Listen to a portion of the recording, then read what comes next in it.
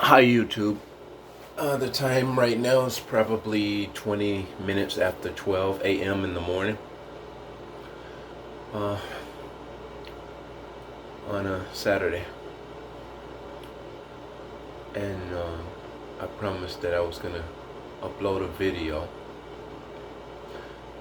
um, regarding the narcissist that I married last year, April 7th, and they were gone by March 25th, 26th, 27th, wherever that Friday falls on.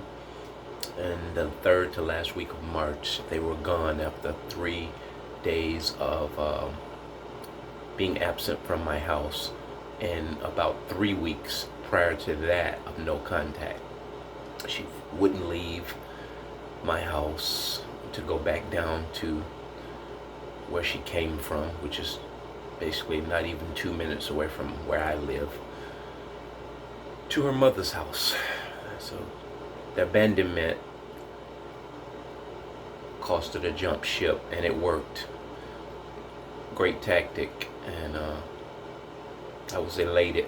But the topic of what I want to talk about, as I mentioned on the last video, and I'm back in upstate New York right now after my 3-week vacation trip to Alabama. So that being said, the subject of this is regarding the narcissist and her autistic son.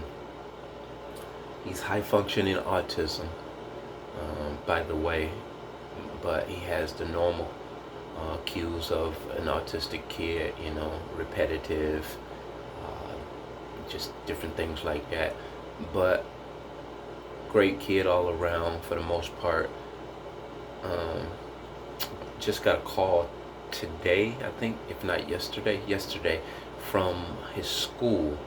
And ironically, they have my new number, and no one should have my new number at this school, because I had my phone number through my family who's down south. So this is on a family plan, so it's highly ironic that this school has my new cell number.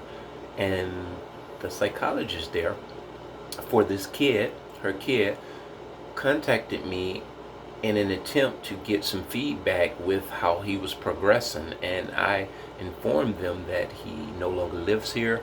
And I actually loaded her up a little bit about what in fact the mother has. And I know this may or may not be a good look on my part, but being an empath, and there's a child involved here, not just a child, but a child with developmental issues, be it autism, and I know too much about the narcissist and the whole mythology of them from these videos to know that she has done most of what most of these speakers are talking about, from the incestuous things, the disgusting sitting around with her body exposed through her robe and different things. So I now know that, it's just a bad situation for him, and so I actually divulged some stuff to them. Her being a psychologist, I just kind of encouraged them, that everything with regards to the data that they're trying to achieve or acquire is going to be drastically mocked and fabricated and manipulated and faked. But I know that's not really should be most of my concern, unless she was literally threatening his life.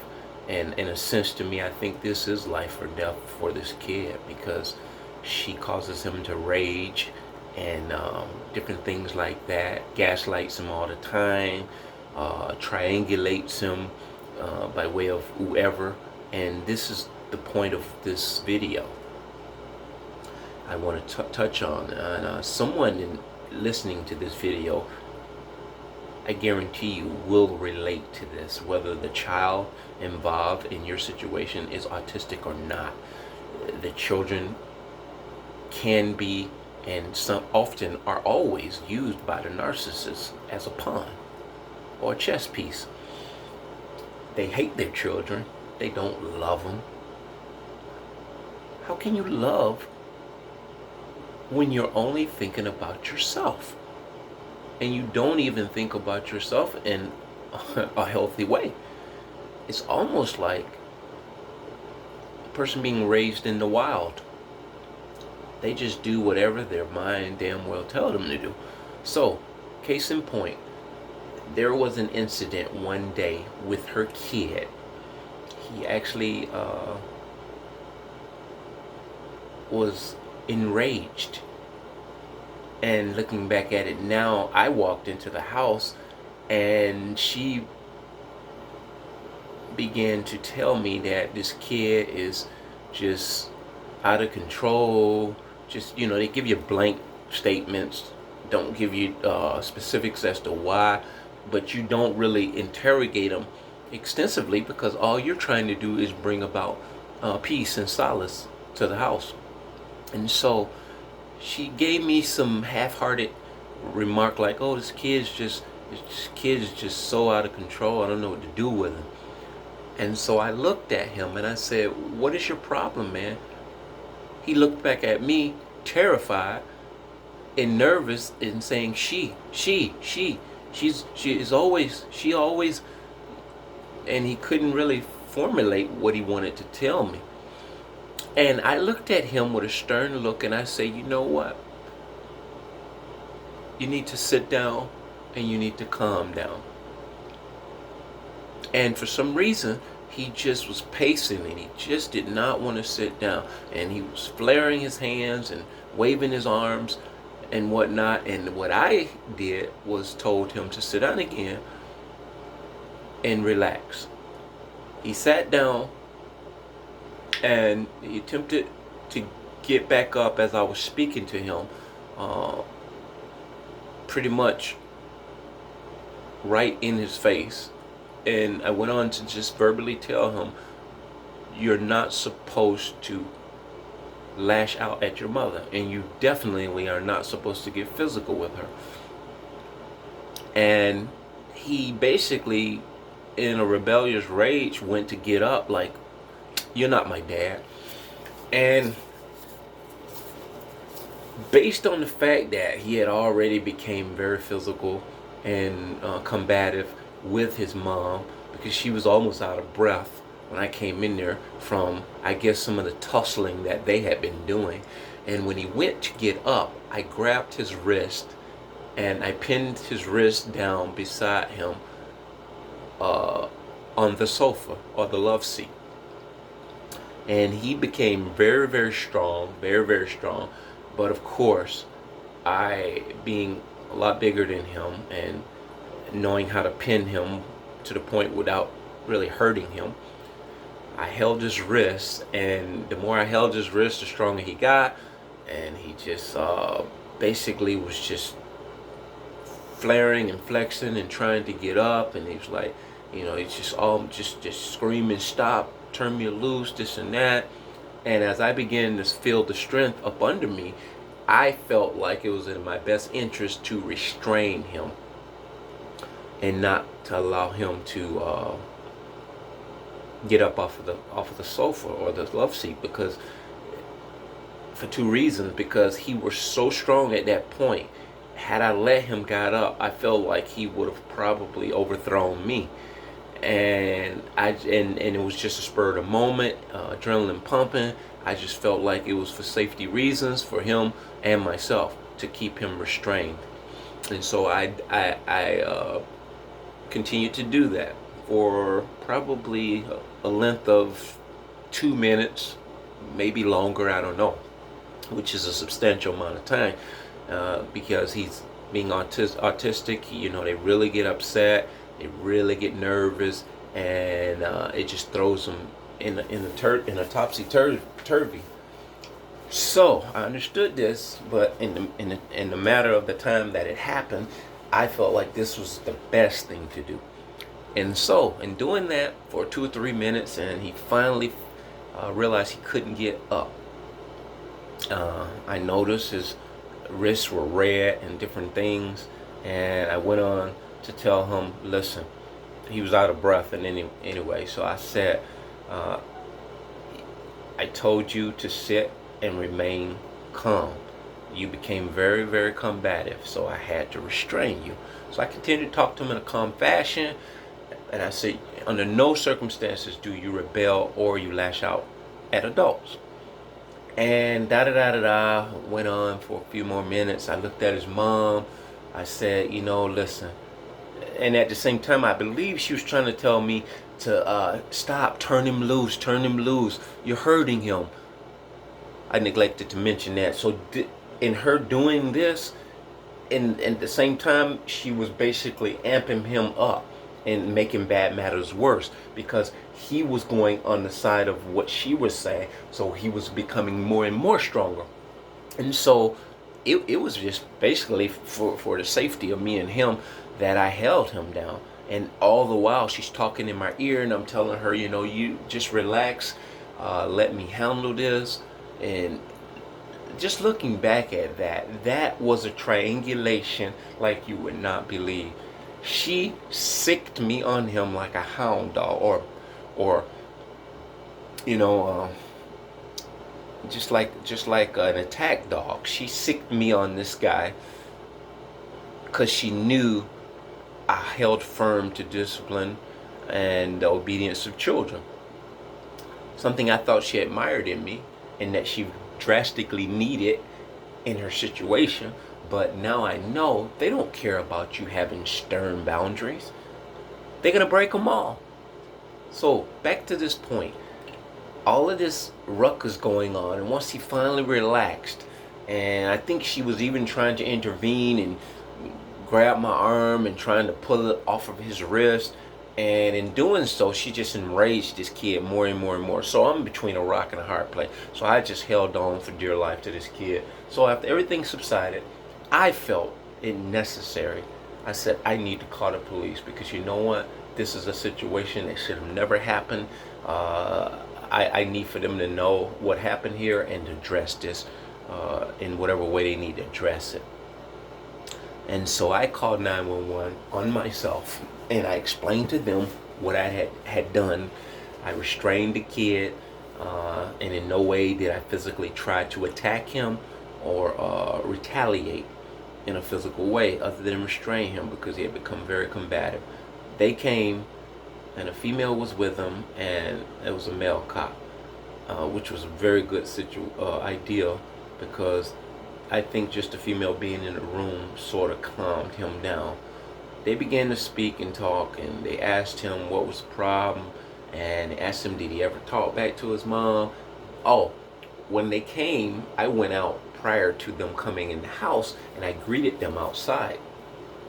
The mother and the kid and my twins were still in the house, by the way. My little ones were in there, and they witnessed this whole thing too. So it's just a situation where I wish it hadn't happened, but under circumstances, I now know that all this was orchestrated by the narcissist.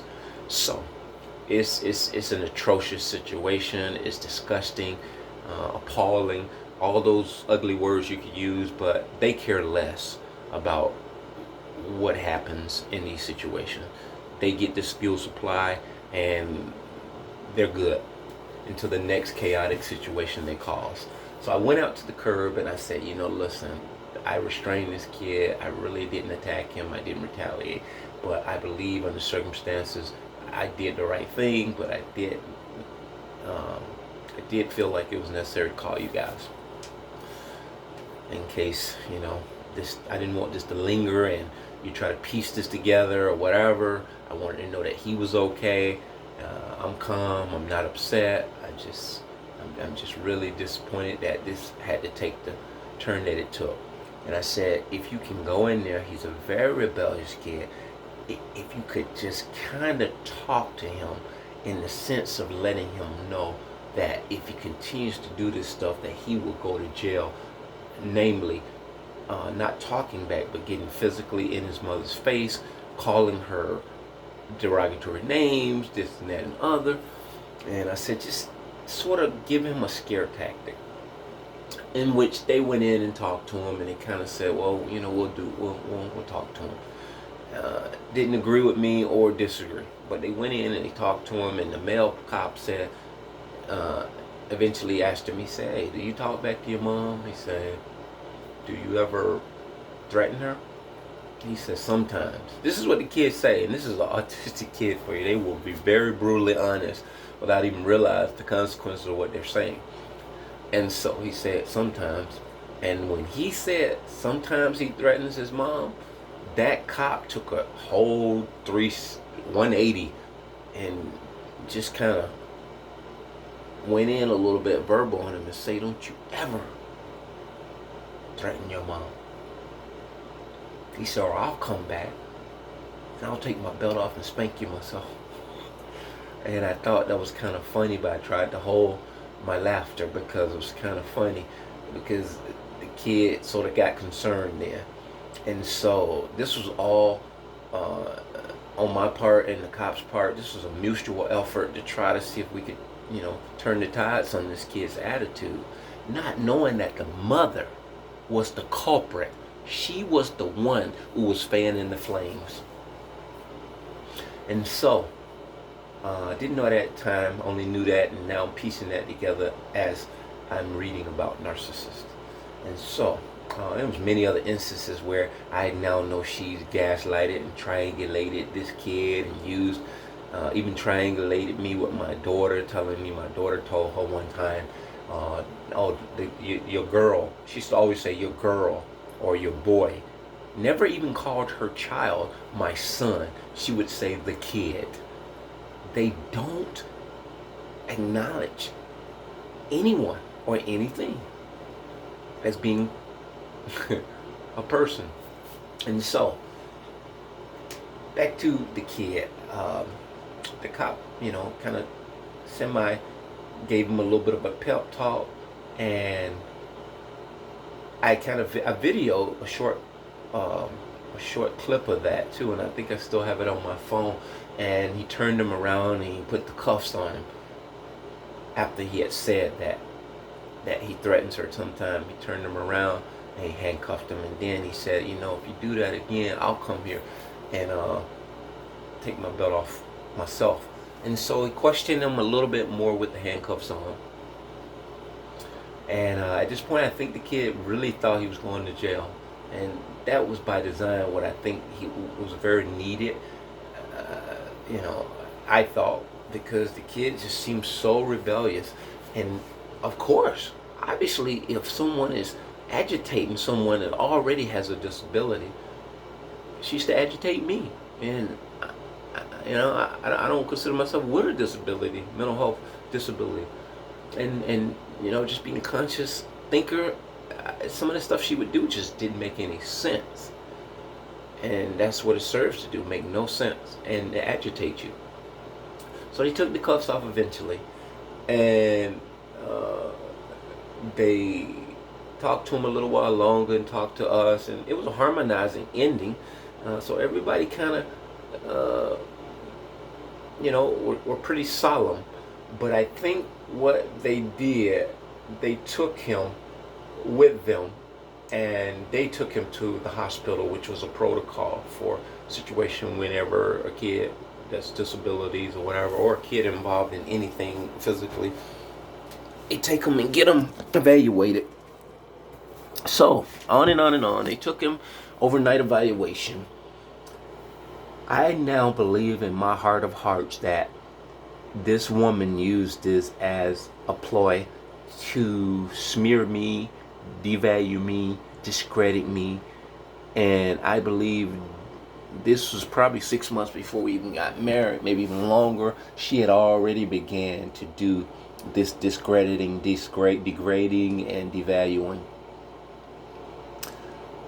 Yeah, they say devaluing. I call it degrading. They degrade you because it is a reflection of what they are inside. They are a degrading mass. Not a mess, but a mass. A mass. M-A-S-S. just a degrading decomposition, like a corpse walking around. Sad, very sad. And now I have my new number. I told this psychologist at this school, if she could do one thing, delete my number off of that sheet. It's a mystery how they got my number. It's very, very, very possible that this girl, and they do this, they find a way to get information from you. I think I mentioned before, she has in her possessions, when she left here, a file cabinet with all the family's personal stuff. She has possession of my social security card, my twin social security card, and all of our birth certificates. And you may say, well, you need to go to the authorities and get some assistance. Save it. Save it. Anyone on this channel and YouTube that are very savvy to the abuse and the tactics of the narcissist will tell you what I'm going to tell you. It's a waste of time. It serves no purpose but to give the narcissist the ammunition that they so richly desire. I will have to get them replaced. But even that, she could very well have written this stuff down somewhere. You can't get a new social security number as far as I know, and I wouldn't want a new one simply because of this one idiot. It agitates me just to have to make a video about this stuff. They annoy the hell out of me. Just hearing people's stories about them, they annoy and disgust me.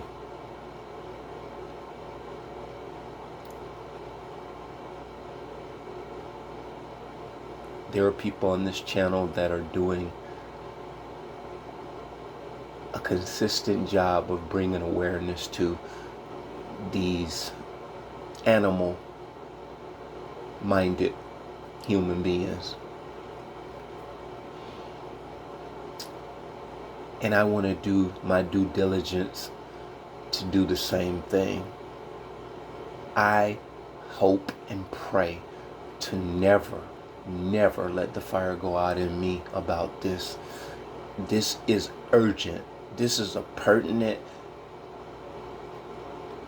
subject. This is a pertinent problem. This is top priority in our world today. Apart from just being a believer in living a wholesome, holy life, this in a practical way needs to be discussed. It needs to be talked about. It needs to be yelled about in a very, very articulate way, of course. Bringing awareness to the hearers on this channel, on YouTube in general, on Twitter, Snapchat, I don't know what, podcast. I don't think any of us need to be silent or mute about this. And on these websites, people will listen. People will hear you. Because I believe, in being the conspiracist that I am, everything we do is tracked. If you talk about the Illuminati, believe me, they can track the subject matters of what you're talking about, fine and dandy. You have no rights or freedoms in this world other than the ones that Jesus Christ has afforded you through his blood shed on the cross. As long as you're in Caesar's pathetic palace, you will not have the freedoms that you think you have. But one freedom you do have, the freedom to express. As long as your mouth can move and as long as your voice cord can come out, being a survivor of this abuse, we all have something to say. I don't think I'm savvy when it comes to being a speaker, but I tell you one thing, God has given me a gift that I don't ever lose. energy to talk about something I'm passionate about, and this is my newfound passion. I got out of this thing early in the game. It wasn't a TKO, but anyone who knows my little short story, it is nothing to be compared to people who've spent 10, 20, 30 years in this mess with these monsters. But by the same token, those who have been in these long-lasting torture chambers and hear my story of getting in this and getting out in less than 9 months after the marriage, and I dated her about 1.5 years. So altogether about 2.5 years. I don't have the stories of her doing the deplorable things that some of the people here say that their partner did to them. She was coming to that. And the fact that I like to move and keep moving and keep busy, I was not clammy. I didn't allow her to be clammy with me. And so the distance and the separation and the space that I had between us, it afforded her a lot of idle time to pretty much play with her other toys. So it took away from her devaluing me and gaslighting me and doing all the deplorable things that many of them do to people who are always in their space. So her having her space, she didn't have me for target practice, but it was the grace of God and His Holy Spirit that both kept me from these monstrous, disastrous, damaging, abuse scenarios that they take you through, and Him enlightening me to what this was I was actually dealing with.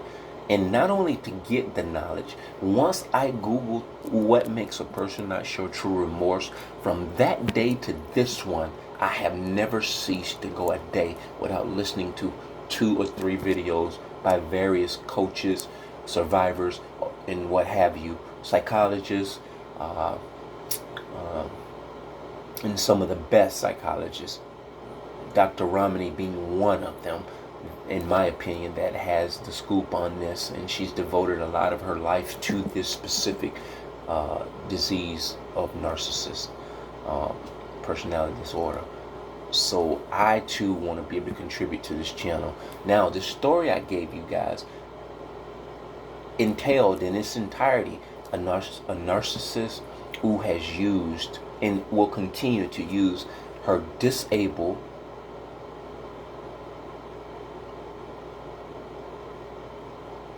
yet high functioning, or her child with a disability of autism in her slew of cat and mouse games. May God have mercy on him and his soul. I pray for him that he somehow awakens out of this sleep that she has him in and he escapes, thereby leaving her all to herself to self-destruct. And before I go, I just want you guys to like and subscribe to my YouTube videos, and just like give a comment. That's what I most desire from this community. Just give me your comments based on this video. And I know I got long-winded, I went here or there like I often do, but the stories are real. So I don't script none of what I say. I'm not reading it. So I do wonder, at some point in my life, maybe I'll become a lot more orthodox with this. But right now, I'm just airing it out, just to let people know that we're out here. We're out here, and we're outing the narcissist. You have nowhere to hide. Like one person once said, and I've heard someone comment other times about it. Karma is a patient gangster, but someone also commented, once the empath is awakened, the narcissist is done. That is my favorite quote there. So with that being said, guys, bless.